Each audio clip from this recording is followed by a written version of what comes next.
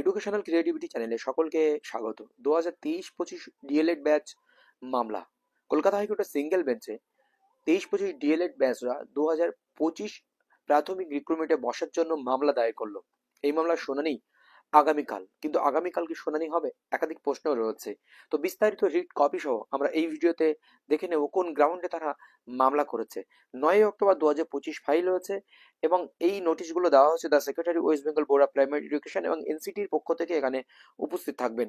তো এই মামলাটি কি 9 অক্টোবর 2025 জাস্টিস ওম নারায়ণের বেঞ্চ থেকে লিভ নিয়েছে এবং এই মামলার শুনানি 14 অক্টোবর 2025 জাস্টিস শম্পা দত্তর বেঞ্চে। তো আর্জেন্ট ম্যাটার, লিভ ম্যাটার, এই মামলাটি লিভ নিতে হয় কোনো মামলা তাড়াতাড়ি করে শুনানির জন্য, সেহেতু আর্জেন্ট ম্যাটারের লিভ নেওয়া হয়েছে শুনানির জন্য। ফাইলিং ডেট, রেজিস্টার ডেট দেখতে পাচ্ছেন 14 অক্টোবর 2025 এবং ফার্স্ট হিয়ারিং আর নেক্সট হিয়ারিং ডেট এখানে রয়েছে। আরো বিস্তারিত তথ্য এখানে দেওয়া রয়েছে, কিছু প্রাইভেসির জন্য এগুলো ব্লক করে রাখতে হচ্ছে। তো আমরা পুরো রিটটি কি কি রয়েছে আমরা কিন্তু দেখে নেবো এই ভিডিওতে। তো চলুন আমরা নিচের দিকে চলে যাই। স্ক্রল করতে করতে আমরা বুঝতে পারবো এখানে লিস্টিং অফ ডেটস, বিস্তারিত তথ্য এখানে দেওয়া রয়েছে, এগুলো আমাদের দেখার প্রয়োজন নেই।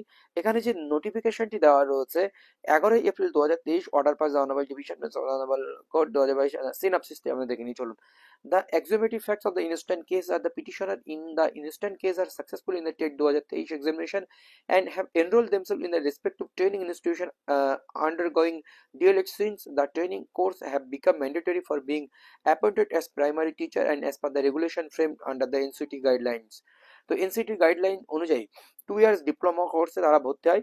In this sense the petitioner join 23-25 session DElEd and have duly first part one examination, তারা পার্ট ওয়ান এক্সামিনেশন ক্রস করে ফেলেছে।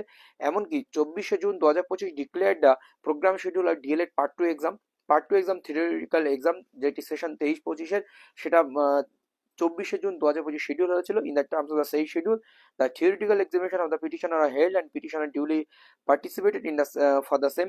এবং শিডিউল অনুযায়ী পিটিশনার থিওরিটিক্যাল এক্সামও দিয়েছে।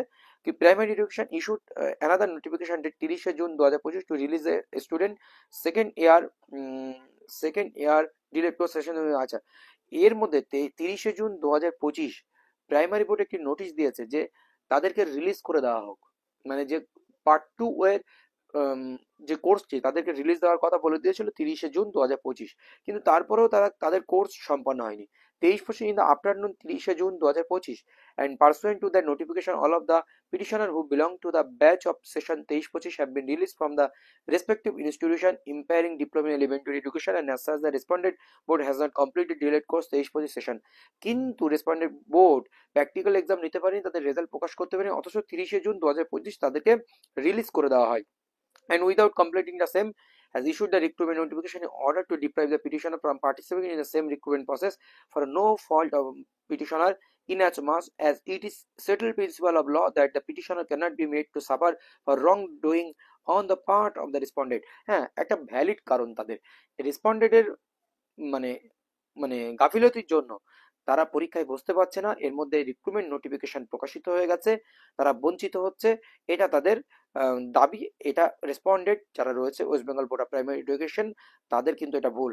Recruitment notification date 25 September 2025 has been issued inviting application for primary teacher in similarly situated facts the batch of 2022 DElEd file a writ petition before this honourable court. এখানে 20-22 D.El.Ed batch যে সমস্যাটি তৈরি হয়েছিল 2022 রিক্রুটমেন্টে, তাদের supreme কোর্টের একটা রায় রয়েছে। 20-22 D.El.Ed ব্যাচের ক্ষেত্রে সেম সিচুয়েশন তৈরি হয়েছিল, সেই মানে ইনস্ট্যান্স তারা কিন্তু এই রিট কপিতে তুলে ধরেছে।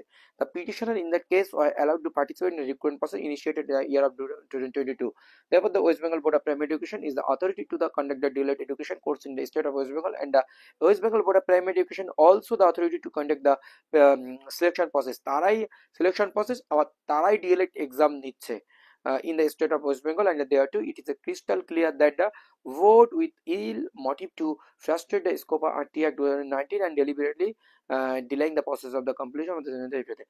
তো এখানে বোর্ডের এখানে পরিষ্কার করে বোঝা যাচ্ছে যে বোর্ডের একটি ইল মোটিভ রয়েছে যে তারা 23-25 ডিএলএড ব্যাচদের এই রিক্রুটমেন্ট থেকে বঞ্চিত করবে। এই হচ্ছে মূল মামলার কপি।